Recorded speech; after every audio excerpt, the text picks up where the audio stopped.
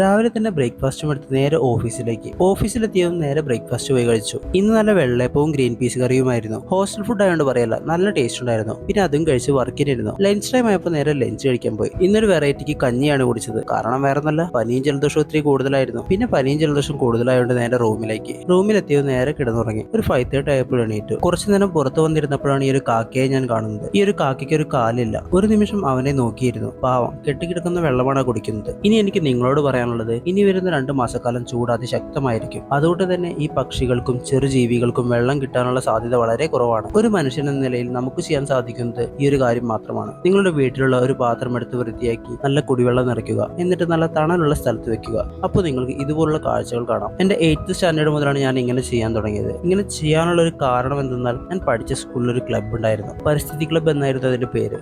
സംഭവം അവിടെ നിന്ന് കിട്ടിയ ഒരു ഇൻസ്പിറേഷനാണ് എന്നെ ഇങ്ങനെ ആക്കിയത്. അപ്പോൾ ഈ ഒരു വീഡിയോ കാണുന്നവരാരും ഇങ്ങനെ ചെയ്യാൻ മറക്കരുതേ. അപ്പോൾ ഇനി അടുത്ത സ്റ്റോറിയിൽ നമുക്ക് കാണാം.